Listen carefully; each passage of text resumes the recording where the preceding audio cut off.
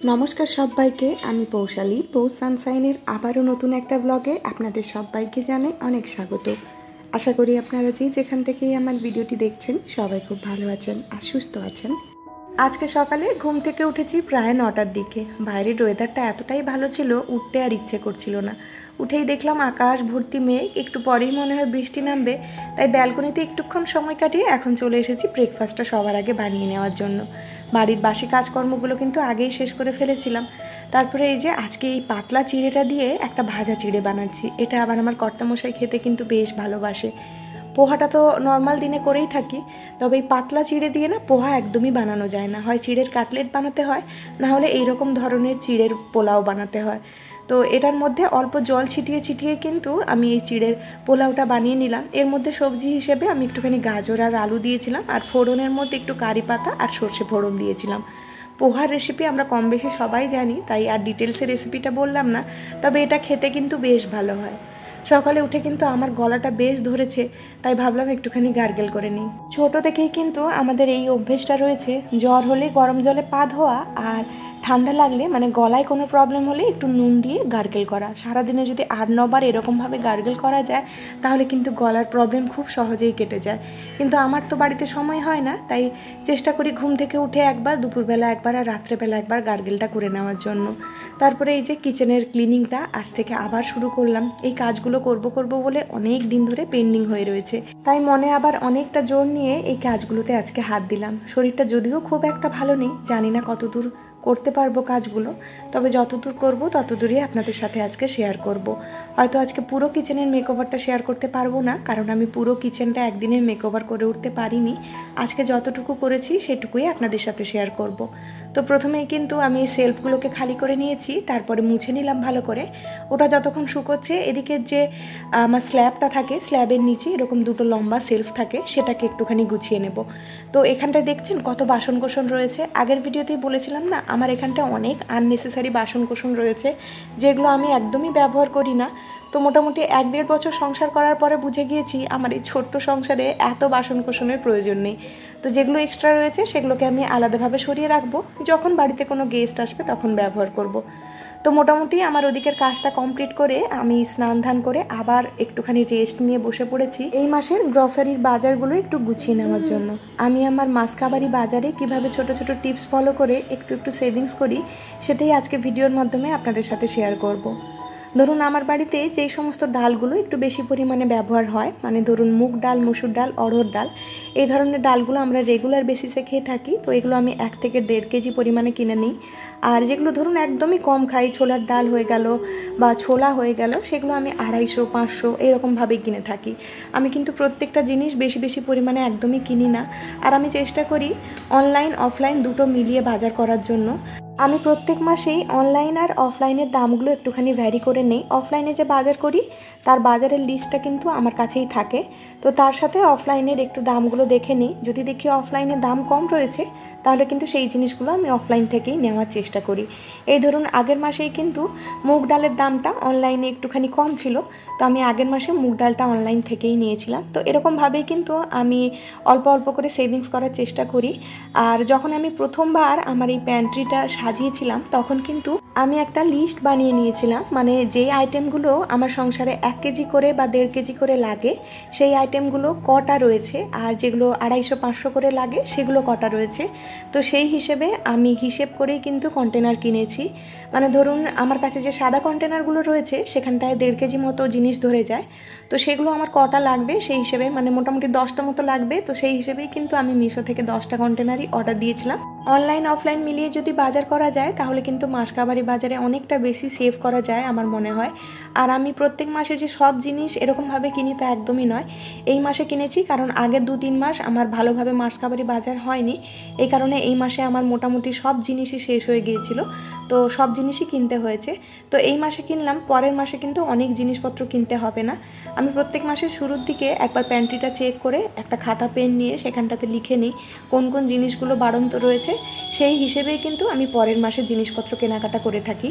আর আমি মাসের শুরুর দিকেই চেষ্টা করি 1 মাসের জন্য মাল তুলে রেখে দেওয়ার জন্য। আর কিছু কিছু মশলা, এই ধরুন জিরে, ধনে, এগুলো 2-3 মাসের জন্য আমি কিনে রেখে দিই, যেগুলো নষ্ট হওয়ার চান্স থাকে না।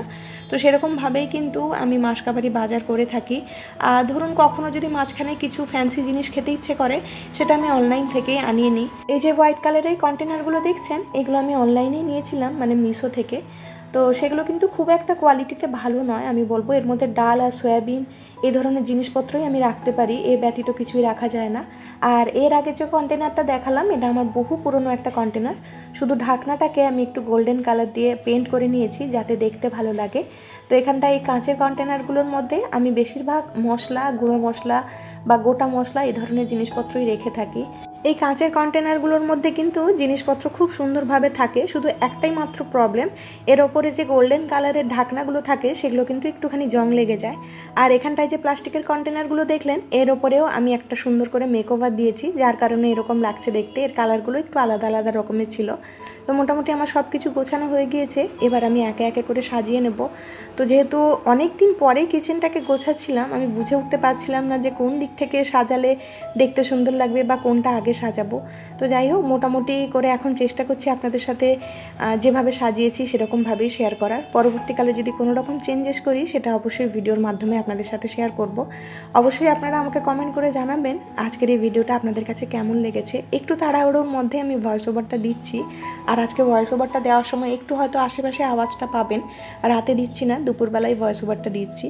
তো এখানটায় না আমি এই সেলফের ওপরে একটা স্ট্যান্ড রেখেছি, যার কারণে আমি দুটো জায়গায় ব্যবহার করতে পারবো। এই কাঁচের কন্টেনারগুলো কিন্তু একটার ওপরে একটা রাখা খুব একটা সেফ নয়, যে কোনো মুহূর্তেই পড়ে যেতে পারে। সেই কারণে এরকম ধরনের একটা স্ট্যান্ড আমি বহু আগে মিশো থেকে নিয়েছিলাম। আপনাদের কিচেনেও যদি ছোট জায়গা থাকে, তাহলে আপনারা এই ধরনের স্ট্যান্ড ব্যবহার করতে পারেন। তার ফলে আপনারা কিন্তু এই লম্বা যে স্পেসটা, এটা পুরোটাই ব্যবহার করতে পারবেন। তো মোটামুটি এই জায়গাটা সাজিয়ে নিয়েছি। এবারে একদম ওপরে যে সেলফটা রয়েছে, এখানটায় আমি এই কন্টেনারগুলো রাখছি, কারণ আমার যেহেতু ওপেন কিচেন, আমার কিন্তু কন্টেনার খুব বেশি পরিমাণে নোংরা হয়ে যায়। আগে আমি সাদা কৌটোগুলো রাখতাম, তবে সেগুলো কিন্তু খুব তাড়াতাড়ি নোংরা হয়ে যেত, সেই কারণে সাদাগুলো এখন আমি ভেতরের সেলফটাতে রাখছি। তো প্রথমে আমি এরকমভাবে সাজিয়েছিলাম, দেখলাম যে না, এটা সাজানো ঠিক হচ্ছে না। তারপরে একটুখানি চিন্তা ভাবনা করে দেখলাম আমার কাছে লম্বা ধরনের একটা কার্ডবোর্ড রয়েছে, তো সেটার ওপরে আমি এই হরলিক্সের কন্টেনারগুলোকে রেখে দিয়েছি। আমি যে আমার মাসকাবারি বাজার গুছিয়ে রাখার জন্য শুধুমাত্র এই ধরনের কন্টেনার ব্যবহার করেছি তা একদমই নয়।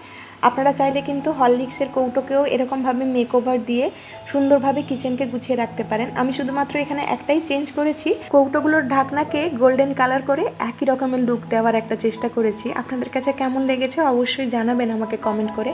তারপরে এই এক্সট্রা বাসনগুলোকে এরকমভাবে গুছিয়ে নিচ্ছি। যে এক্সট্রা কৌটোগুলো থাকে, এগুলো আমার খুব একটা বেশি ব্যবহার হয় না, তো সেই কারণে এগুলোকে আমি এরকমভাবে সাজিয়ে নিয়েছি।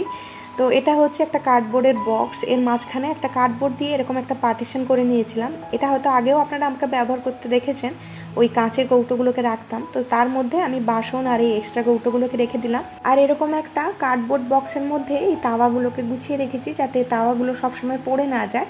তো এই আইডিয়াটা আপনাদের কাছে কেমন লেগেছে অবশ্যই আমাকে জানাবেন। তো এই যে সেলফগুলো রয়েছে, এগুলোকে কিন্তু আমি আর ভেতরে রাখছি না, তার কারণ ভেতরে রাখলে কিন্তু এগুলো অনেক বেশি নোংরা হয়ে যায়, সেই কারণে হাতের কাছেই রাখছি। আর এই সেলফের ওপরের আর নিচের তাকটাতে আমি কিছু বাসন কোসন রেখেছি, আর একদম নিচের তাকে আমি আলু রাখবো। আর আলু রাখার জন্য এরকম ধরনের আমি কার্ডবোর্ডের বক্স ব্যবহার করছি, যার একটা সুবিধে কি, এর সাইডে কিন্তু এরকম হোল রয়েছে, যার ফলে হাওয়া বাতাসও চলাচল করবে, আর এই আলুগুলোও খুব তাড়াতাড়ি নষ্ট হয়ে যাবে না। আর তারপরে আমি মার্কেট থেকে এই দুটো বক্স কিনেছিলাম, মানে এক্সট্রা যে গ্রসারির বাজারগুলো থাকে সেগুলোকে গুছিয়ে রাখার জন্য। একটার মধ্যে আমরা এরকম ধরনের ডালগুলোকে রাখছি, যেগুলো একদমই সিল প্যাক করা নেই। আরেকটা বক্সের মধ্যে সাবান, সার্ফ, তার সাথে যেগুলো একদম সিল প্যাক করা রয়েছে, এই ধরুন তেলের যে পাউচগুলো, সেগুলোকে আমরা এক জায়গাতে রাখবো। এক জায়গায় যদি সাবান, সার্ফের সাথে আমরা খাবারের জিনিসগুলো রেখে দিই, তাহলে কিন্তু তার গন্ধ অনেক সময় ওই প্যাকেটের মধ্যে ঢুকে যায়। আমি এটা অনেকবারই লক্ষ্য করেছি। তো এই দুটোকে আমি এরকমভাবেই সাজিয়ে নিলাম। এরপরে এই যে সেলফের নিচটা আমি এই জায়গাতে এই সমস্ত জিনিসগুলো রেখে দিচ্ছি যাতে একদম হাতের কাছে থাকে, যখন যেই সময় প্রয়োজন আমি সেগুলোকে ব্যবহার করে নিতে পারি। আর এগুলো কিন্তু এখনও লেবেলিং করা বাকি রয়েছে, প্রত্যেকটা কৌটো আমি লেবেলিং করব, সেটার জন্য একটুখানি সময় লাগবে। তো আজকের এই মেকওভারটা আপনাদের কাছে কেমন লাগলো অবশ্যই আমাকে কমেন্ট করে জানাতে ভুলবেন না। আর আজকের ভিডিওতে কারুর নাম নিতে না পারার জন্য আমি অনেক দুঃখিত, পরের ভিডিওতে অবশ্যই নামগুলো নিয়ে নেব। আজকে এই ভিডিওর মধ্যে আপনাদের সাথে খুব গুরুত্বপূর্ণ কথা একটা শেয়ার করব ভেবেও শেয়ার করা হয়ে উঠলো না, কারণ ওই কথাগুলো বলতে গেলে ভিডিও নিয়ে আর কিছু বলা হয়ে উঠতো না। সেই কারণে আমি কমিউনিটি পোস্টে আপনাদের সাথে কিছুক্ষণের মধ্যেই আমার ওই গুড নিউজটা শেয়ার করছি। আশা করি আপনারা আমাকে সেখানে সমানভাবে ভালোবাসা দেবেন আর পাশে থাকবেন। আর আজকের এই মেকওভারটা কেমন লাগলো অবশ্যই জানাতে ভুলবেন না। তাহলে আজকের মতো আপনাদের থেকে এখানেই বিদায় নিচ্ছি। খুব শিগগিরই দেখা হচ্ছে নেক্সট আরেকটি ব্লগে। ততক্ষণের জন্য সবাই খুব ভালো থাকবেন, সবাইকে খুব ভালো রাখবেন আর নিজের যত্ন রাখবেন।